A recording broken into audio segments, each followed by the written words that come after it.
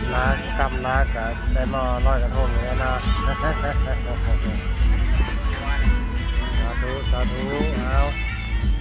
วันนี้ได้มาลอยกระทงเนอะเพื่อเป็นพุทธบูชาธรรมบูชาสังฆบูชา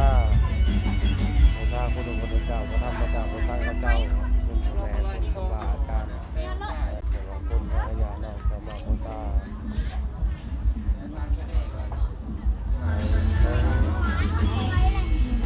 พญานาคที่ศาสนาคนเราเนาะเอาในเวลานาทีได้หมดเนาะลอยได้หมดสาธุสาธุโอ้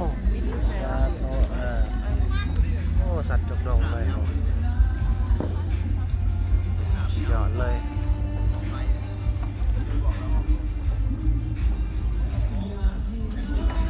กับเป็นช่องๆเลย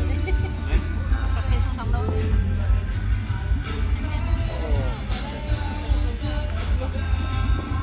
โอ้ขังเนาะโอ้เลยเนาะสัตว์ลงไปแล้วจุดนี้ครับไม่จุดนี้เนาะ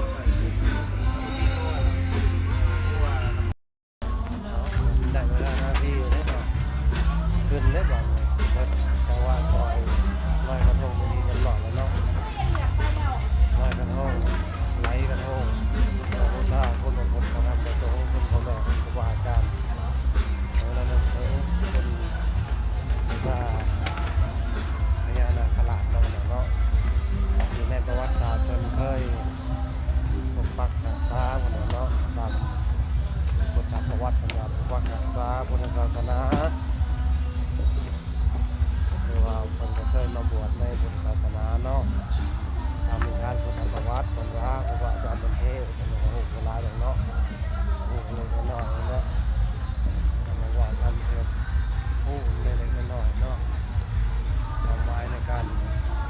ลอยกระทงกันเนาะอยู่ที่แค่เมืองผาด้วยพี่น้องจุดนี้วันลอยกระทงหักลายเนาะ